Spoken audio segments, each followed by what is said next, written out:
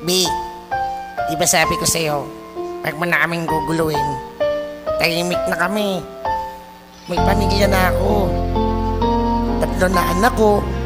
8 asawa ko. 3 syota ko.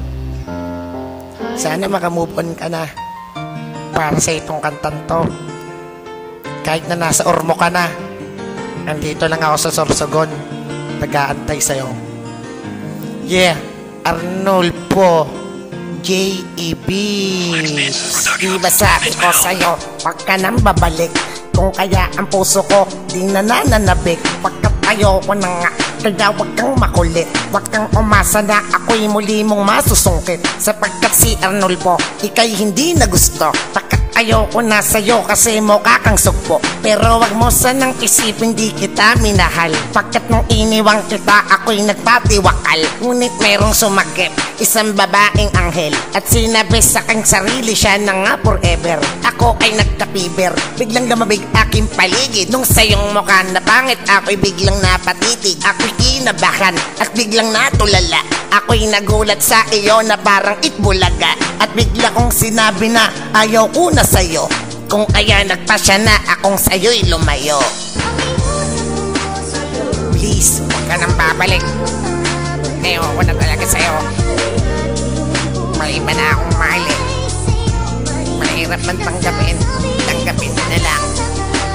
Kasi para sa'yo din naman yan eh. Hindi ako bakit sa'yo.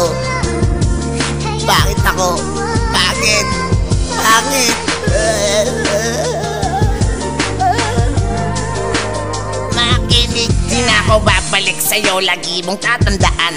Alam ko na ang tulad mo ngayon kinakabahan. Pagkat mawawalan ka na ng isang Arnulfo. Pero kahit ganun pa man, ba't di ka sumuko? Patuloy mong inibig, patuloy mong minahal, patuloy mong sinakal, patuloy mong sinampal, patuloy kang sumandal dito sa aking tabi. Patuloy mo pa rin akong binigyan ng pagngiti. Laging pinapauwi kapag alas 10 na. Di ba ayoko na sa'yo, ika'y lumisan na. Ikaw ay umalis na, pakibilisan mo. Huwag ka nang umasang ikaw ay pagbibigyan ko na muling makatalik at muli pang magbalik at muling makahalik sa aking pisnging tinatangkilik. Sapagkat ang kapugian na sa kinalakat.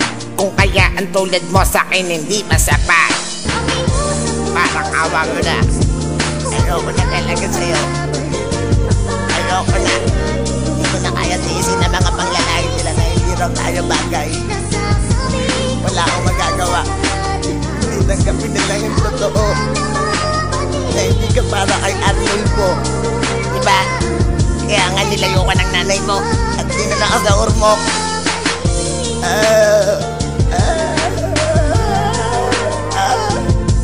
Hindi na kita mahal, wag ka nang umasa. Tinapon ko na ang niregalo mong kalabasa. Sapagkat ang lahat ng yon ay walang alaga. Ang lahat ng mga sakit ay niluwa ko na. Ayaw ko na sa'yo, hindi mo ba magets? Sana maintindihan mong di na tayo bagets. Kung kaya si Arnulfo ay nagpasyang iwang ka. Pag nagkaanak ako, umasa kang ninang ka. Nasasaktan pa rin ako kapag nare-realize ko nung araw na ako ay pinahiram mo ng plies. Halos di ko maipaliwanag ang nadarama. Nung pinahiram mo ng plies ako ay sobrang saya. Pero ngayon wala na, pagkat nasa Ormoc na. Naaalala ko nung tayo ay namumundok pa. Halos ako ay sumaya na para bang wawawi. Nung malamang sa Sorsogon ikaw na ay pauwi. Sorry na, be.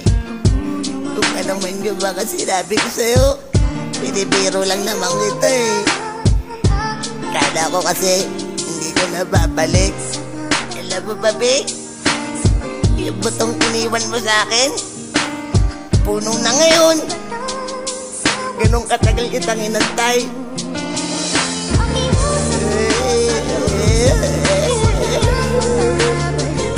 Araw-araw ako umiiyak para sa'yo, Bi. Pero ngayon kailangan kong babalik ka na. Binibiro lang kita. Sorry na, Bi. Bi, sana mapatawad mo pa ako, Bi.